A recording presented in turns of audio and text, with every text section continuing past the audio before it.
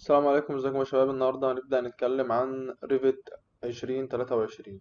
ان شاء الله اللي هنتعرف فيه الكورس ده على كل تفاصيل الريفت بكل حاجة فيه، وازاي نستخدمه، وازاي ان احنا نبدأ نعمل منشأ او نرسم منشأ عليه.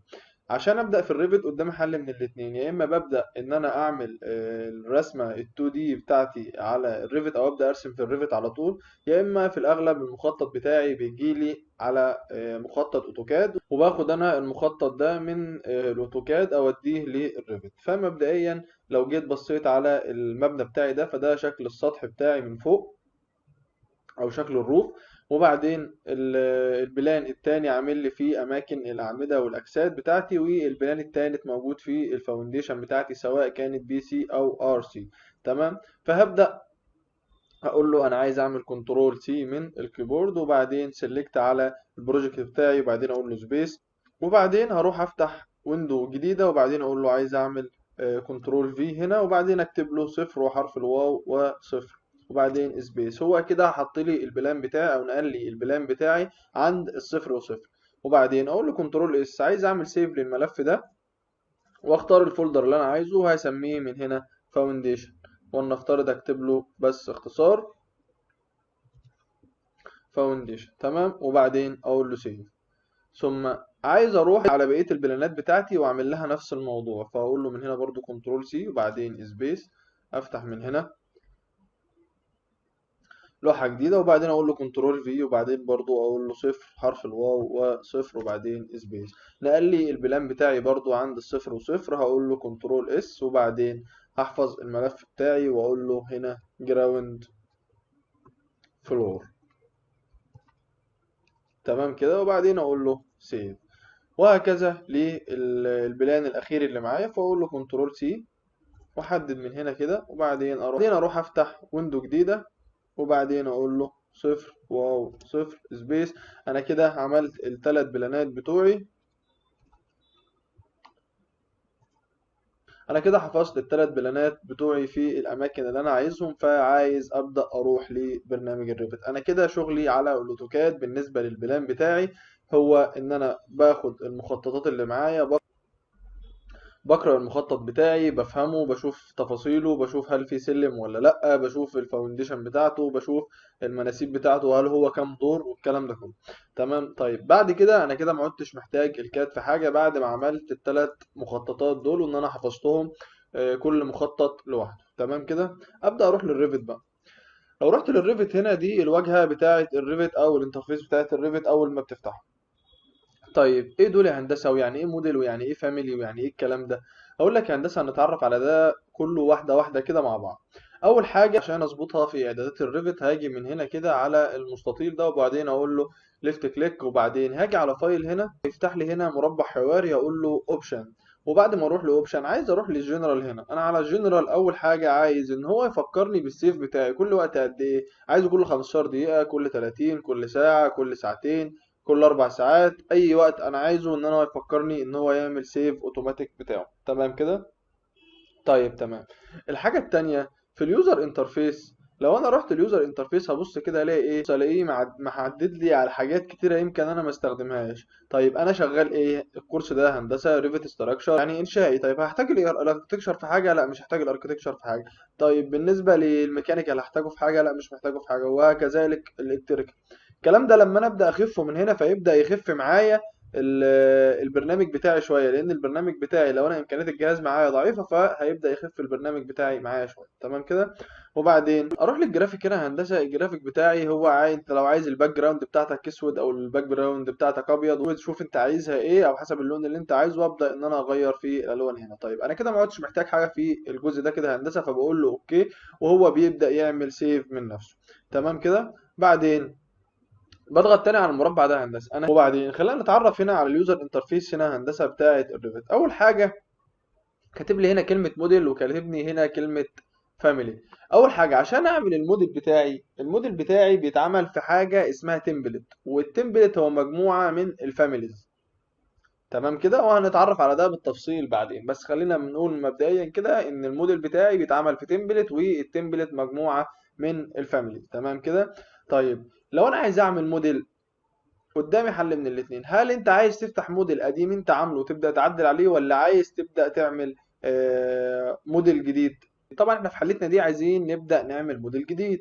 طيب بالنسبة للفاميلي برضو، يا اما عايز افتح فاميلي قديمة انا عاملها، يا اما عايز ان انا ابدأ ارسم فاميلي. تمام كده. لو بصيت هنا يا هندسة هتلاقي ساين ان ده الاكونت بتاعك لو ليك اكونت على اوتوديسك، وهنا علامة الهيلب اللي هو لو عايز تسأل على أي حاجة لو أنت اللاب بتاعك أو الكمبيوتر بتاعك متوصل بيه الإنترنت.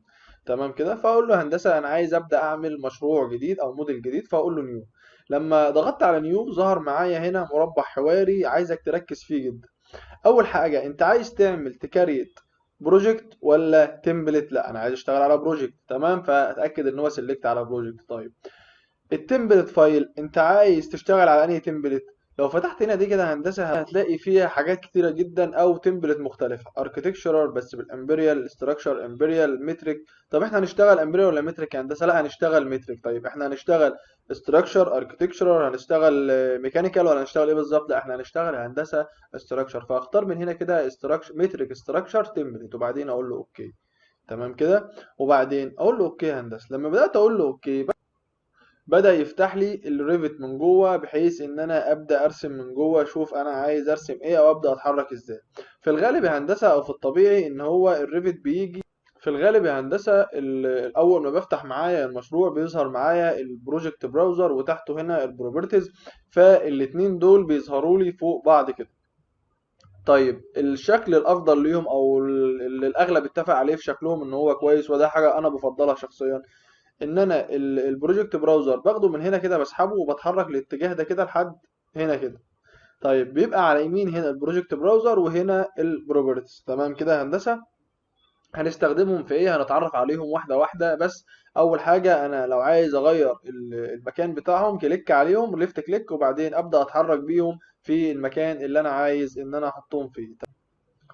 احنا اول حاجة عايزين نعملها ايه يا هندسة؟ احنا عايزين نحدد المناسيب بتاعة المنشأ بتاعي. طيب مناسيب يعني ليفلز. طيب انا ابدأ اشتغل على الليفلز دي منين؟ لو ركزت هنا كده هندسة هتلاقي كاتب لك ليفل 1، ليفل 1 اناليتيكال، ليفل 2، ليفل 2 اناليتيكال، وهكذا. طيب هو انا المنشأ عندي 2 ليفلز بس؟ يقول لك لا يا هندسة المنشأ عندك اكتر من ليفل. طيب انا عايز ارسم ليفلز كتير، او على حسب المنشأ بتاعي ان انا ازاي المنشأ بتاعي وعدد الليفلات اللي موجودة عندي، فعايز ارسم ليفل. فعشان ارسم ليفل هروح على واحد من الاتجاهات بتاعتي اللي هي نورث، الساوث، الايست، الويست، دولت الاربع الاتجاهات اللي احنا نعرفها. لو رحت على واحد من الاتجاهات دي هتبص هتلاقي ان هو الديفولت بتاع البرنامج هنا عامل لك تو ليفل، اللي هو ليفل 1 اللي هو اللي موجود هنا، وليفل 2 اللي هو برضو اللي موجود هنا. طيب المسافة ما بينهم قد ايه يا هندسة؟ مكتوبة هنا 3000 يعني 3 متر. طيب انا عايز قبل ما ابدا اشتغل يا هندسه ابدا ان انا اظبط اليونت بتاعتي، لان مكتوب لي هنا 3000. هل هم 3 متر؟ هل هم 3 سم؟ هل هم 3000 انش؟ فعايز اظبط اليونت بتاعتي، فهروح يا هندسه من مانج من هنا، وبعدين هروح على البروجكت يونت. تمام كده. فاقول له ليفت كليك عليه. طيب لما فتحت البروجكت يونت بدأ يبان لي بقى ان الانجل معايا بالدرجه والاريا بالمتر، هاجي هنا على اللينس، اللينس هنا بالمليمتر. انا مش عايزه بالمليمتر يا هندسه، انا عايزه بالسنتيمتر. فاقول له ليفت كليك عليه واختار من هنا ان هو يكون سنتيمتر. طيب انت عايز يا هندسه يظهر بعده كام رقم عشري بعد الرقم الصحيح؟ اقول له مثلا انا عايز رقمين عشريين. وبعدين اليونت سيمبل هنا يا هندسه، يعني ايه اليونت سيمبل؟ يعني انت عايز يظهر لك مثلا السنتيمتر جنب الرقم، ولا مش عايزه يظهر؟ لا انا عايزه يظهر. وبعدين اقول له اوكي، وبعدين اقول له اوكي. تمام كده يا هندسه. فلما قال لي هنا قال لي ده ايه؟ صفر سنتيمتر، وهنا 300 سنتيمتر يعني 3 متر. تمام كده. طيب انا ممكن اعدل في الليفل دي يا هندسه؟ ايوه ممكن اعدل فيها. ازاي؟ هاجي هنا كده على كلمه ليفل دي واقول له ليفت كليك عليها. لما اجي هنا كده واقول له ليفت كليك عليها، وبعدين اقول له ليفت كليك عليها تاني، فتح لي ان انا اعرف اكتب هنا. لو مسحت الكلام ده كده او عملت له باك سكيب، وبعدين جيت اكتب جنبه مثلا، نفترض ان ده منسوب الارض الطبيعيه، فاقول له مثلا ناتشرال جراوند ليفل. تمام كده. تمام. واقول له انتر. غير لي اسم الليفل بتاعي، فسمى لي الليفل بتاعي ناتشرال جراوند ليفل. طيب المسافة بينهم يا هندسة أعرف أتحكم فيها؟ أيوه أعرف أتحكم فيها. فأروح مثلا على الليفل التاني، يعني أنا عايز المفروض إن فوق الناتشورال جراوند هعمل مثلا فرشة نظافة أو بي سي خرسانة عادية، فأقول له هنا أنا هسميه بي سي. تمام كده. طيب البعد بتاعها هتبقى قد ايه؟ البي سي هندسه اقول له مثلا ان هي 10 سم، فممكن اجي من هنا كده واكتب له 10 وبعدين اقول له انتر. شوف ايه اللي هيحصل معايا هندسه لما قلت له انتر. بدأ يقرب لي المسافات دي من بعضها، بدأ يجيب لي هنا ان المسافه ما بينهم 10 سم.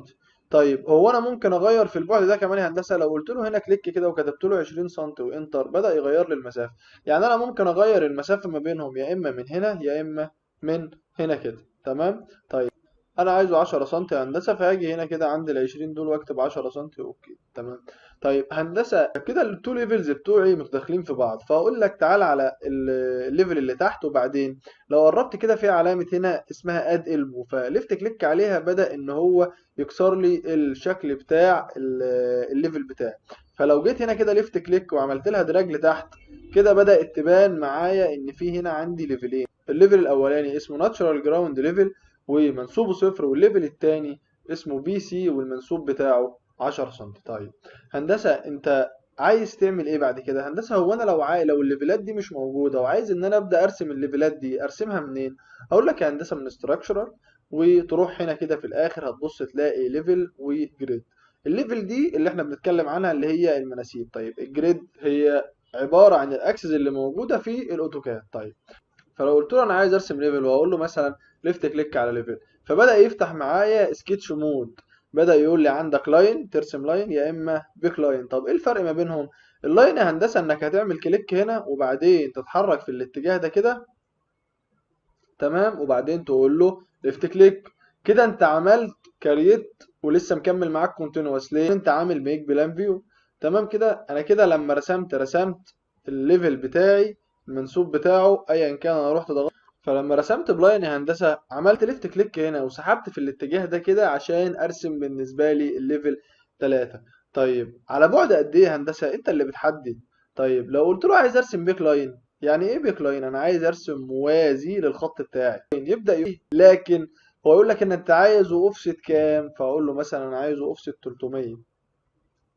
تمام. وبعدين اجي اقرب من هنا كده بقى يطلع لي معايا خط منقط فوق. لو قلت له ليفت كليك بدأ يعمل لي هنا ليفل 4. طيب وهكذا ليفت كليك بدأ يعمل لي ليفل 5، وهكذا طول ما انا ماشي معاه. تمام كده. طيب تمام. طيب هندسة هو انا محتاج الليفلات دي كلها؟ هقول لك لا يا هندسة، خلينا نشتغل على ليفل. فقلنا اول حاجه انا عندي منسوب الارض الطبيعيه، وبعدين 10 سنتي اللي هو البي سي، وبعدين هندسه الليفل التالت معايا اسمه ار سي اللي هو ايه؟ الرينفورس الكونكريت. طب ده ارتفاعه قد ايه يا هندسه؟ هل ارتفاعه 160 سنتي؟ لا، ارتفاعه هندسه 80 سنتي. فلما اقول له هنا المسافه تكون 80 واكتب له انتر بدأ ينزل لي الاكس بتاعي لتحت شويه. تمام كده. طيب هو اسمه ليفل 3 هندسه؟ لا، انا هسميه ار سي. انتر. تمام كده.